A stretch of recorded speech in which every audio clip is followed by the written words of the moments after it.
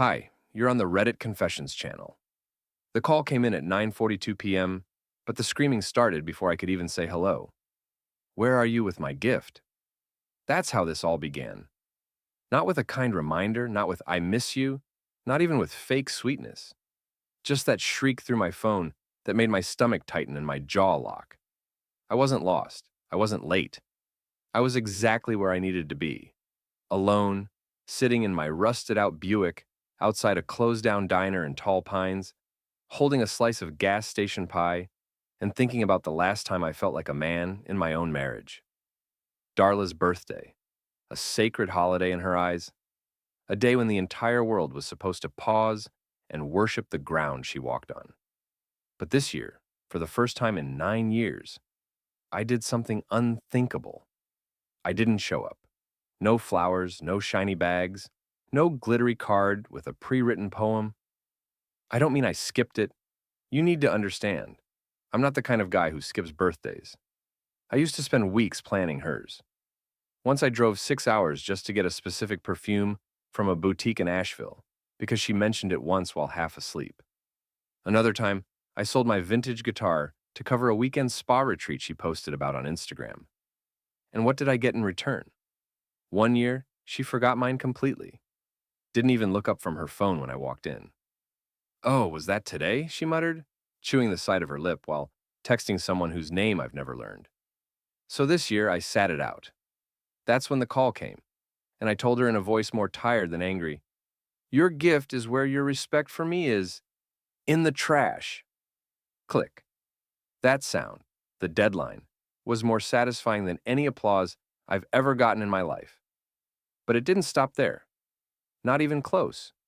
Because 5 minutes later, I got a message from her best friend Natalie. "You're going to regret this." That was it. No context, no emojis, just those 5 words. Now here's the thing. Natalie was never just a friend. She was Darla's mouthpiece, her fixer, her cleaner. Every time something shady happened, Natalie was the one who smoothed it over. So that text, that was a threat. And threats mean someone's hiding something. So I started looking. Not through her phone, she had it locked tighter than Fort Knox, but through the details, the forgotten receipts in her coat pocket, the Uber trip history on the shared tablet, the strange charge from Midnight Sweets on our joint card 3 weeks ago when she said she was helping her aunt move. And that's when the pie dropped into my lap, and I realized something no husband ever wants to admit. My wife wasn't just selfish, she was unfaithful. The woman I'd been breaking my back for was breaking vows behind mine. But trust me, this is just the beginning. What I uncovered next didn't just confirm the betrayal, it burned everything down. She posted a boomerang on her birthday, champagne flute in hand, gold balloons behind her, blowing a kiss to the camera like she was on the cover of some lifestyle blog. Caption: "Feeling so loved, birthday queen." I watched it in my parked car. Engine off, thumb hovering over the screen. There was no mention of me. Not that I expected one. But here's the catch. I knew that balcony. I'd been there twice, and not with Darla. The first time was for my coworker Emmett's engagement party. The second time was worse. The Midnight Sweets receipt I found in her coat pocket had that address. That was 3 weeks ago. The same day she said she was helping her aunt move into assisted living. A 6-hour job, apparently. No pictures, no confirmation, no thanks from the aunt. Just Darla coming home exhausted, makeup smudged, phone clutched tight like a secret. So when I saw her birthday post from that same spot, that expensive hotel's rooftop bar, it clicked. This wasn't her party. This was his. Someone brought her there. Someone paid, someone who wasn't me. I didn't rage. I didn't scream or throw my phone. That would have made me feel too alive, and I hadn't felt that in years. Instead, I stared at the screen like it was a puzzle I had finally solved. All the missing pieces, the fake errands, the sudden gym obsession, the 2 a.m. I couldn't sleep so I went for a drive excuses, they all fell into place. It was never about the gift. It was about control. about keeping me on a leash while she built a whole other life behind my back. I went home. She wasn't there. I already knew she wouldn't be. Her perfume still lingered in the bedroom like a ghost. I sat on the edge of the bed staring at the dresser drawer she told me never to open. I opened it. Inside, a second phone. Not a burner. It was sleek, expensive, better than mine. No passcode. Either she was careless or cocky. I tapped it on. No text history. No call logs. But the photos? She'd forgotten the photos. There she was. Darla, standing in front of the same gold balloons from tonight's post. But in this one, she wasn't alone. He had his arms wrapped around her waist, his lips pressed against her temple. She looked genuinely happy. Not posed, not performative, just comfortable. It gutted me. And I still don't know what broke me more. The intimacy of that picture, or the fact that she never looked at me like that. Not once. Not in all 9 years. I put the phone back, sat on the couch, and let the silence wrap around me like a shroud. But one thing had changed. I wasn't confused anymore. I knew now. The only question left was, how far had it gone and what the hell was I going to do about it? I stared at that photo on the hidden phone for a long time. His face was unfamiliar. Square jaw, 2 white teeth, the kind of guy who looks like he says, "Trust me," a lot, and means the opposite. He wasn't just holding Darla. He was claiming her, like she was something he'd won. And she leaned into it. I tried to tell myself it was old, that it was from before. But the timestamp said otherwise. 2 nights ago. That same night, she told me she was working late at the design studio, that she had to catch up on client mock-ups, that her phone died because she was just swamped. I actually felt bad for questioning her then. I don't feel bad now. I didn't sleep that night. My eyes stayed open while the walls closed in. At one point, I went downstairs just to move.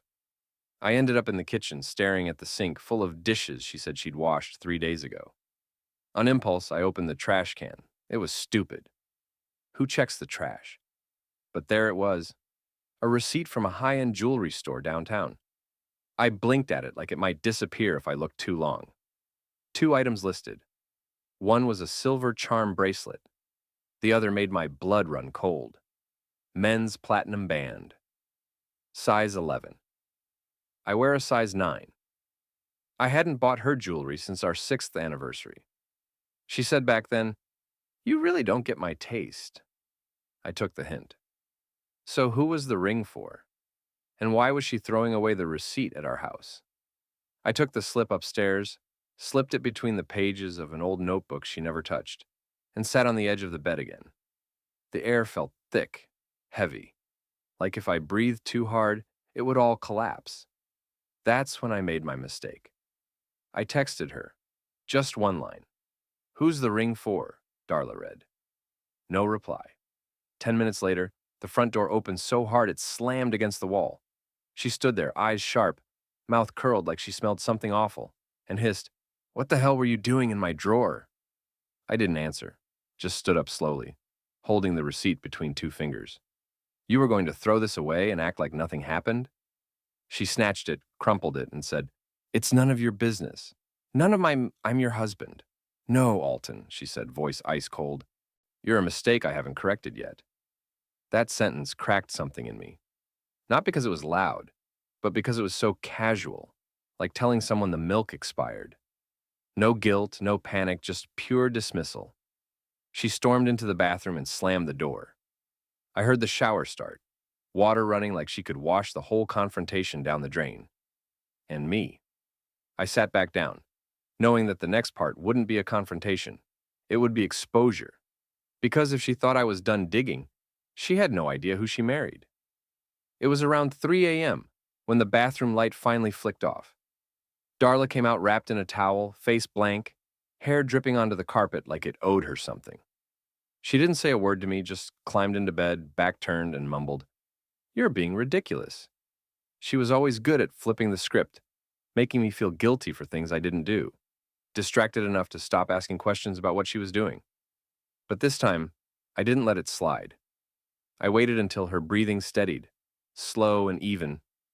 Then I got up, not out of anger, but because something had shifted.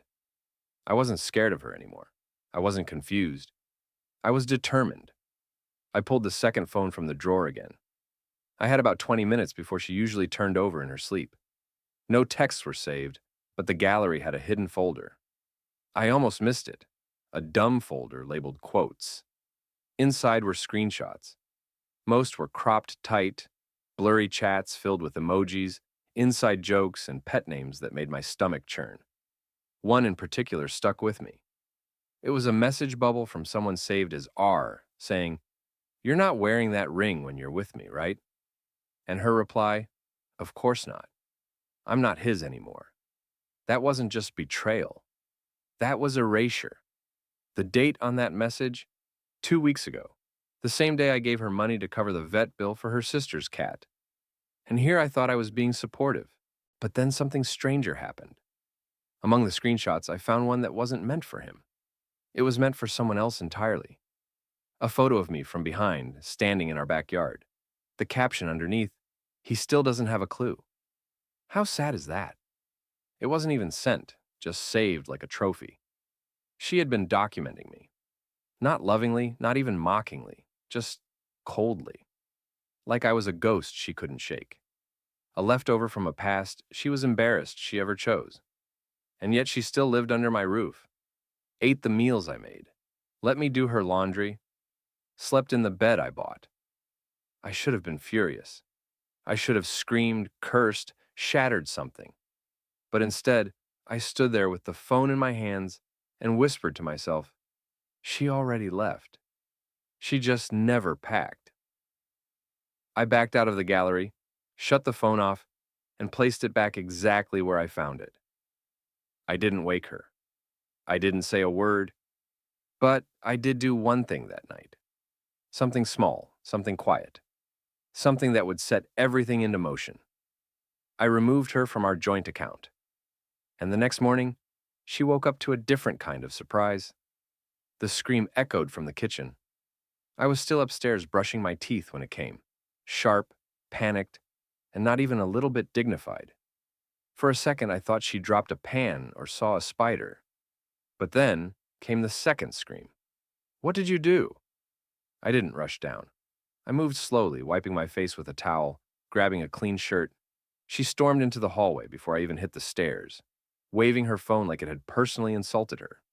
"You emptied the account," she yelled, cheeks red, eyes wide, mascara still smeared from the night before. "I didn't empty it," I said calmly. "I removed myself from it. Don't play smart with me, Alton. Where is the money?"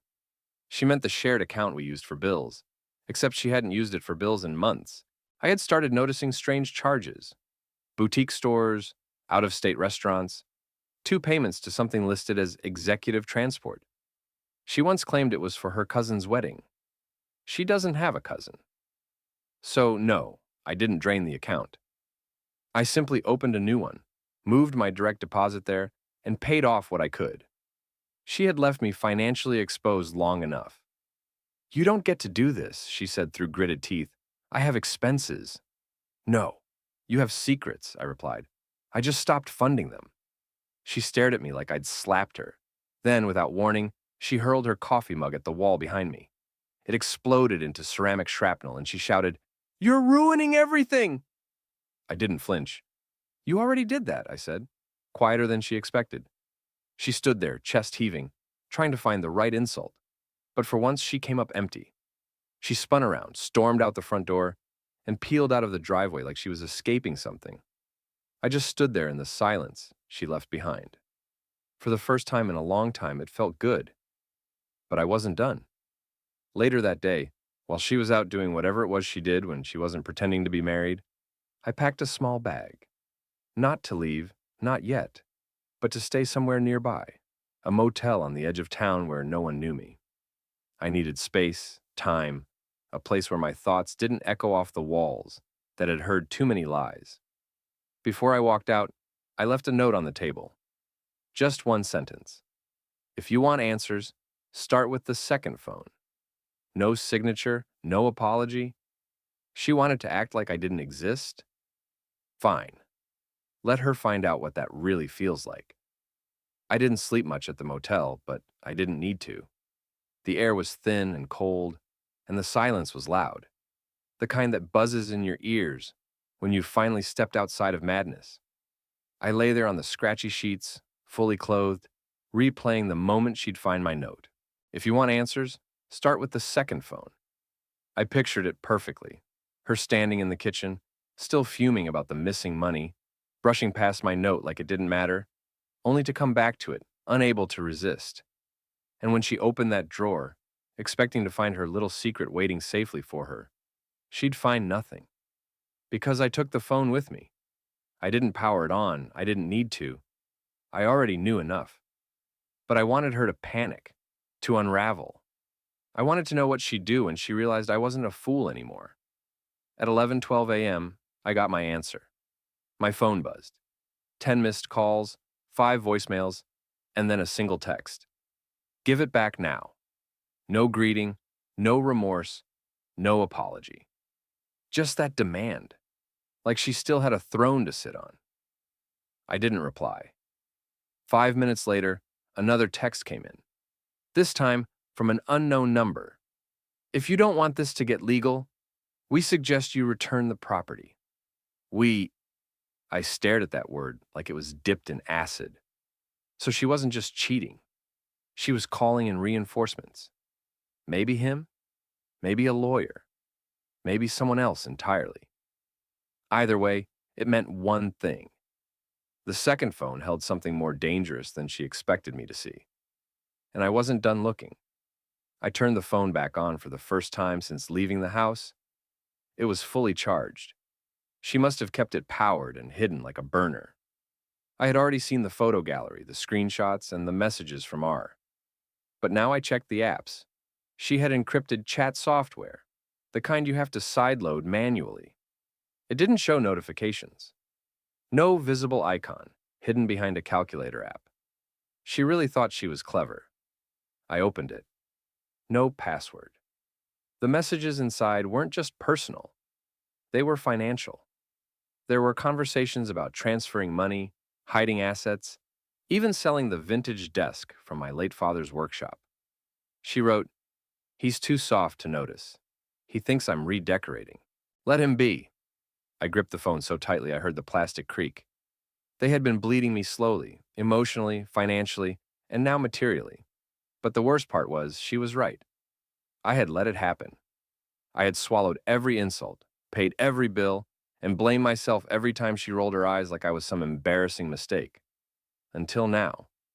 I turned off the phone, zipped it back into my coat pocket, and stared at the ceiling of the motel room, like it held a message just for me. I didn't want revenge. I wanted truth, proof, closure, and I was finally holding all three in my hand. What came next would hurt, but I had a plan. I left the motel that afternoon without checking out. I figured she'd track me down eventually, and I didn't want to be there when she did. I wasn't running anymore. I was baiting the trap. Before heading back to the house, I did something I never thought I'd have the guts for. I forwarded everything on her secret phone to my email. Screenshots, text logs, the gallery, even the files in the encrypted folder marked work. It wasn't about blackmail. It was about truth insurance.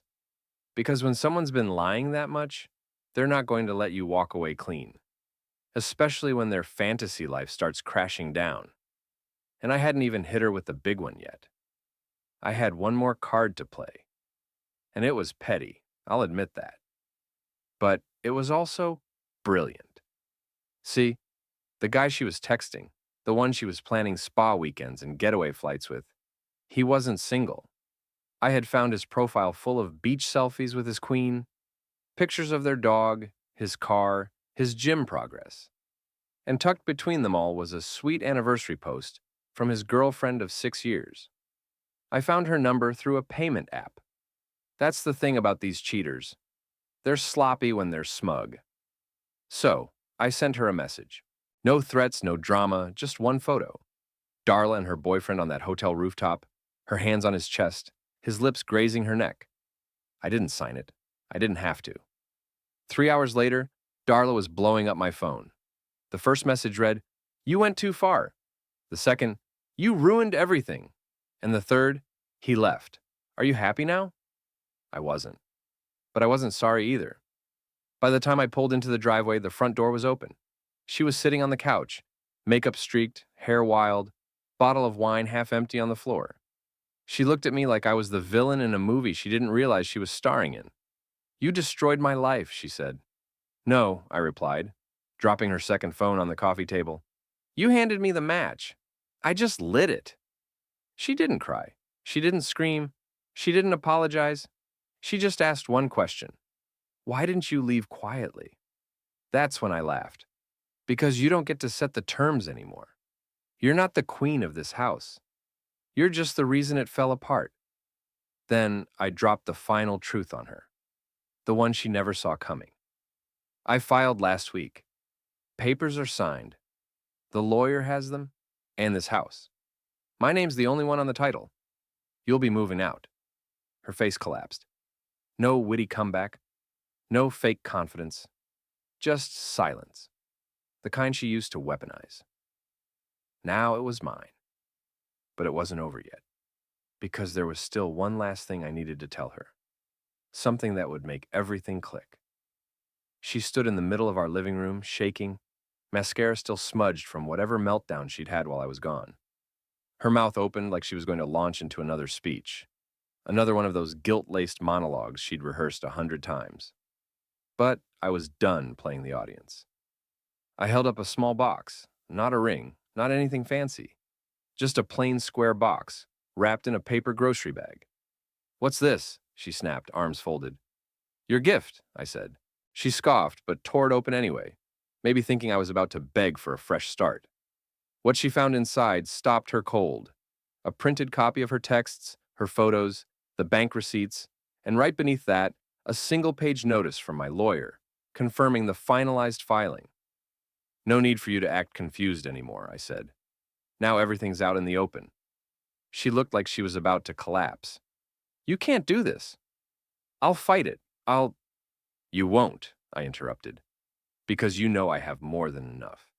And honestly, I don't care to drag this through court. You wanted freedom. You've got it." She stood there trembling, like the air had gone too still around her. For the first time, she looked small. Not the loud, overconfident version of herself she used to weaponize, just lost. And I didn't feel sorry. Not anymore. The next morning, she packed her things quietly. No yelling, no manipulation, just bags and silence. When she left, she didn't even say goodbye. And that was fine. That was perfect. A week later, I was sitting on the back porch, drinking a cheap beer, watching the sun hit the fence she always said was too plain. I liked it. It was quiet. It was mine. The peace felt strange at first, like I was waiting for another storm. But day after day, it never came. The silence, it turned out, was healing, not haunting. And now, I smile more. I sleep better.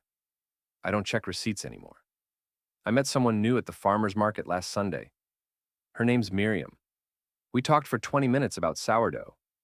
I don't know where it'll go, and for once, I'm not in a rush. I'm just grateful to feel like a human again. Not a wallet, not a backup plan. Just a person.